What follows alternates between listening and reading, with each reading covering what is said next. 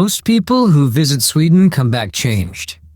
Like they saw something they weren't supposed to see, and now they can't unsee it. This is what Sweden actually looks like in 2026. Number 12. The women who quietly intimidate the entire world. Before we talk about anything else, we need to talk about Swedish women. Not because of how they look, because of who they are. Swedish women rank among the most independent in the world, not as a stereotype, but as a lived reality. They earn their own income, split the bill on dates without hesitation, and are more likely to own their apartment before marriage than women in almost any other country. What shocks most visitors isn't their appearance, it's their complete absence of need. No performance, no waiting to be chosen. They move through the world as if the question of whether someone approves simply never occurred to them. Heavy makeup, designer labels, and curated social media aesthetics are quietly looked down upon here. The standard is closer to effortless, practical, grounded, a confidence that doesn't announce itself. Sweden ranks second globally for gender equality. Nearly half of parliament is female. Women lead across business, science, and government, not as exceptions, but as a baseline built into the culture decades ago. For foreign visitors, Swedish women feel simultaneously warm and unreachable. Trust is earned slowly. Connections are chosen deliberately. In a country where a woman never had to depend on anyone, she decides who gets her time, and she takes that decision seriously. Sweden didn't produce strong women. It simply never spent any time telling them they weren't. Number 11. The beauty secret Sweden never needed to advertise. There's a real reason Swedish beauty looks effortless, and genetics is probably the last item on the list. Swedes walk everywhere. They cycle in November rain. They spend weekends in forests and by lakes in temperatures that would keep most people indoors. The average Swede sleeps more, screens less, and eats fewer processed foods than most Western populations. The concept of lagom, a Swedish word meaning roughly just the right amount, runs through every part of daily life, including appearance. Not too much, not too little. Enough. There is no culture of excess here, no public display of wealth. The most respected person in a Swedish room is rarely the most decorated. They are almost always the most grounded. Visitors from cities built on image describe the experience the same way, unsettling at first, then deeply appealing in a way they struggle to explain. Because in a world that rewards performance, a culture that genuinely stopped caring how it looks ends up looking like nothing else. Sweden never built a beauty industry. It built conditions where authenticity had nowhere to hide. Number 10. Parents who leave babies outside in -10 degrees, by choice. Walk through a Swedish city in January. See a row of strollers parked outside a daycare, each containing a sleeping infant, while the temperature sits well below freezing. Your instinct, if you're from anywhere else, is to call someone. In Sweden, that's just nap time. Outdoor infant napping has existed in Scandinavia for over a century. Licensed daycare centers have official outdoor sleep policies. Swedish pediatric research consistently finds reduced sick days, more stable sleep cycles, and stronger immune development in children with regular cold air exposure. In the United States, this practice has triggered child welfare investigations. In Sweden, child welfare organizations recommend it.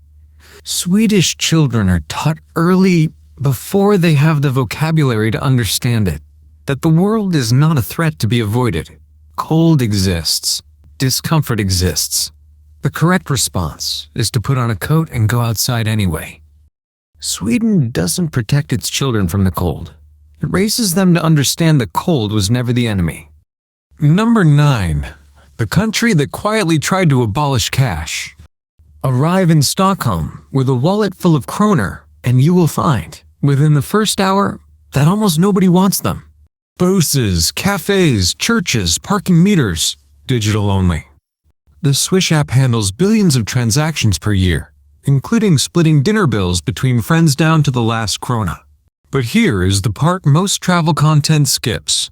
Sweden's central bank, the Riksbank, one of the oldest in the world, formally debated eliminating physical currency entirely by 2030. Elderly citizens organized against it, arguing that a cashless system excludes people without smartphones or stable banking access. The government engaged with those concerns, then largely proceeded anyway. The real issue underneath the convenience story is trust. A cashless system only holds in a society where citizens trust institutions, institutions trust citizens, and the infrastructure never fails. Sweden already ranks among the least corrupt countries on Earth. That foundation exists here in a way it doesn't in most places. Sweden didn't just remove cash. It tested whether a civilization could run entirely on institutional faith. Number 8. Swedish prisons have a waiting list. Swedish prisons have private rooms, kitchens, gyms, and university-level education programs. Guards use first names. Training focuses on rehabilitation rather than control. None of this is considered progressive in Sweden. It is simply how the system was designed. Sweden's recidivism rate sits around 40%. The United States sees reoffending rates closer to 70% within 5 years of release. The Swedish model costs less and produces measurably better outcomes. The country has closed multiple prisons in recent years, not enough people to fill them. And then there is a detail that stops everyone cold. In documented cases, individuals released from Swedish prisons have formally requested to return, not because they reoffended, but because the stability inside exceeded what was available to them outside. A prison people ask to come back to is either a damning failure of the surrounding society, or proof that rehabilitation actually works when a system commits to it fully. Sweden decided punishment wasn't the point. Then it built a system around that decision. Number 7. What the midnight sun actually does to a person. In northern Sweden, summer produces something the human brain was not built to handle. The sun does not set. Not for days. Not for weeks. Above the Arctic Circle, continuous daylight can stretch 2 full months. Children play outside at midnight in broad light. Time loses its architecture entirely. What travel content rarely mentions is the cost.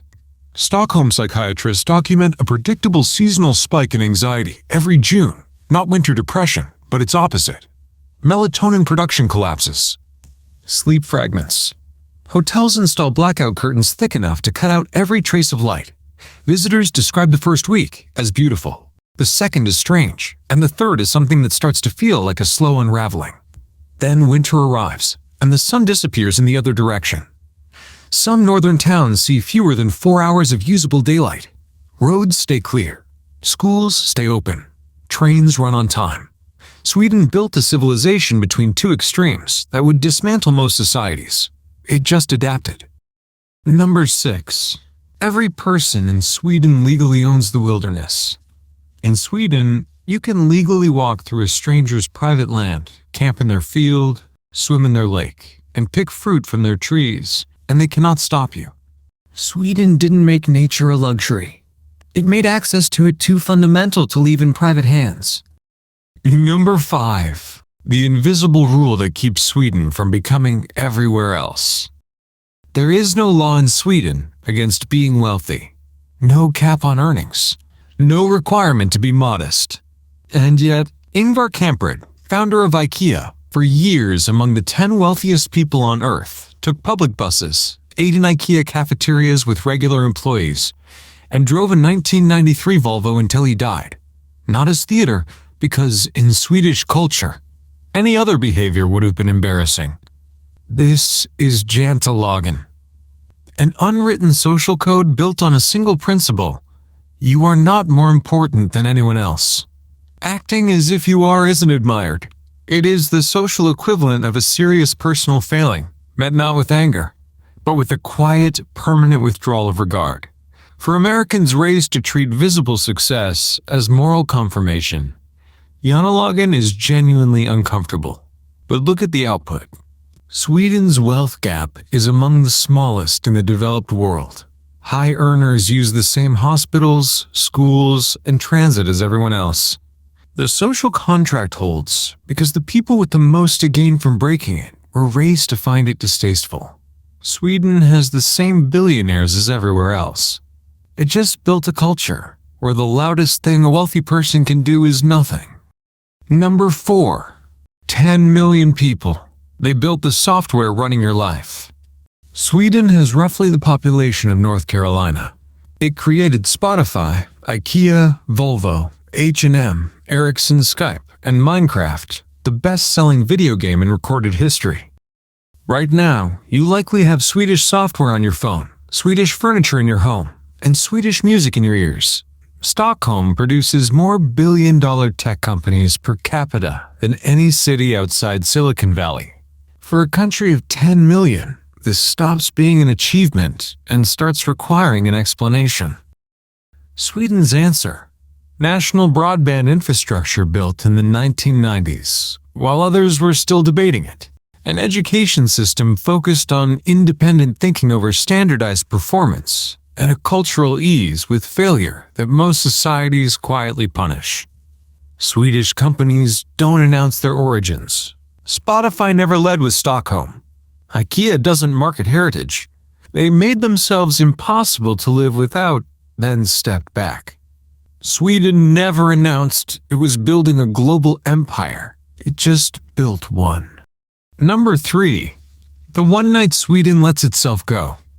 Sweden, by most visible measures, is a reserved country. Strangers on transit don't talk. Public emotion is unusual. The culture values a considered, protective quiet that takes time to understand. And then, every June, Midsummer arrives. Cities empty in a single weekend. Millions travel to countryside villages and lakesides. Flower crowns appear. Maypoles are raised by entire communities. Songs hundreds of years old are sung at midnight, under full daylight, by people who spent the last 11 months not singing anything in public. Traditional food covers long outdoor tables: pickled herring, new potatoes, smoked salmon, fresh strawberries. Children run barefoot through fields. Adults dance earnestly, without irony, and with tears running down their faces at 1 a.m. Many Swedes will tell you it matters more to them than Christmas. Midsummer isn't just a celebration. It's the exhale of a people who have been holding it together all year, and for one weekend stop. Number 1. Why Sweden makes Americans so uncomfortable. Sweden is safe, wealthy, healthy, and among the most technically advanced societies on Earth. By every standard metric, it performs near the top. It is also the quietest place most Americans will ever stand in. More than half of Stockholm households are single-person, not because people are isolated, but because solitude carries a different meaning here. A distinction between loneliness you didn't choose and quiet you deliberately protect. Swedes pursue the second. They would find the American instinct to fill every silence slightly exhausting. Here is what actually unsettles American visitors once the initial shock wears off. Every Swedish behavior that reads as strange is actually a reflection. But what Sweden represents, the thing visitors carry home, is proof that a society can choose differently.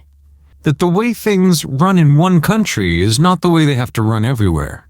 Sweden never claimed to have figured it out. It just made different choices, consistently, for long enough that the results became impossible to ignore. The question it leaves you with isn't really about Sweden. It's whether the life you're living is the one you actually chose, or just the one that was already running when you arrived. Would you trade your life for this one? Tell us below.